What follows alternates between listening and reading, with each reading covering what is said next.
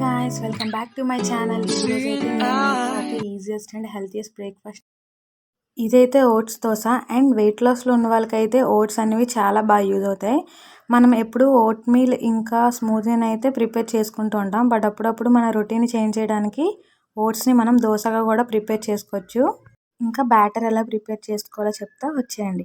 First అయితే మనం సూజీ రవ్వ ఇంకా ఓట్స్ అయితే తీసుకోవాలండి. రెండు 1:1 రేషియోలో తీసుకోవాలి. ఓట్స్ 1 కప్ తీసుకుంటే సూజీ రవ్వ కూడా 1 కప్ తీసుకోవాలి. ఇంకా మనం బ్రేక్ఫాస్ట్ ప్రిపేర్ చేసుకునే 1 అవర్ ముందు ఆర్ హాఫ్ అన్ అవర్ ముందు అయితే సోక్ చేసుకుంటే సరిపోతుందండి. ఇంకా చూసారుగా, మనం సోక్ చేసుకున్న ఓట్స్ అయితే సోక్ అయిపోయాయి. దాన్ని అయితే మనం మిక్సర్లో ట్రాన్స్ఫర్ చేసుకోవాలి. ఇంకా అందులో ఏమేమి వేయాలో చెప్తా, వచ్చేయండి.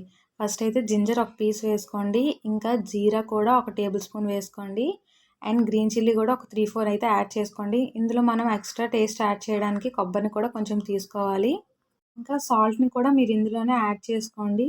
నెక్స్ట్ నేనైతే ఆనియన్స్ వేయడం మర్చిపోయాను, బట్ మీరైతే యాడ్ చేసుకోండి. ఆనియన్స్ ఇంకా కర్రీ లీవ్స్ అయితే యాడ్ చేసుకోండి. అండ్ చూసారుగా, మనమైతే వాటర్ని ఇవన్నీ వేసుకుంటూ వాటర్ని అడ్జస్ట్ చేసుకోవాలి.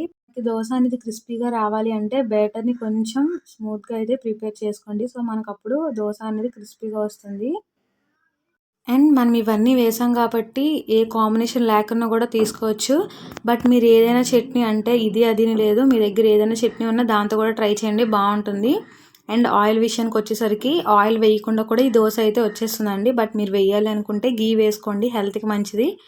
అండ్ ఆయిల్ కూడా వెయ్యాలి అనుకుంటే, తప్పదు అనుకుంటే ఒక 2 డ్రాప్స్ అలా వేసుకోండి. వెయిట్ లాస్లో ఉన్న వాళ్ళు అయితే మ్యాక్సిమం అవాయిడ్ చేయడానికి ట్రై చేయండి. మనకి ఏదైనా బ్రేక్ఫాస్ట్ ఇన్స్టెంట్గా కావాలి అంటే దీన్ని అయితే తీసుకోవచ్చండి. చూసారుగా ఎంత ఈజీగా ప్రిపేర్ చేసుకోవచ్చో. మనం ఎప్పుడు చేసుకునే దోశ కన్నా అయితే కొంచెం డిఫరెంట్గా అనిపిస్తుందండి. పిల్లలకు కూడా పెట్టండి, వాళ్ళు కూడా చాలా ఇష్టంగా తింటారు. టేస్ట్ అయితే చాలా డిఫరెంట్గా అనిపిస్తుంది.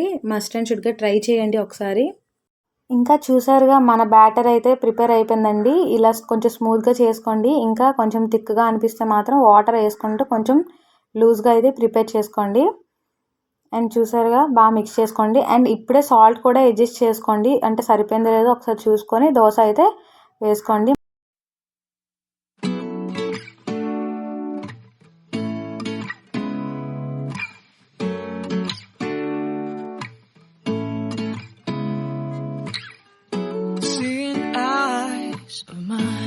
ఇంకా ఏవైనా హెల్తీ రెసిపీస్ కావాలంటే కామెంట్ సెక్షన్లో కామెంట్ చేయండి. Thank you for watching guys. Like, share and subscribe.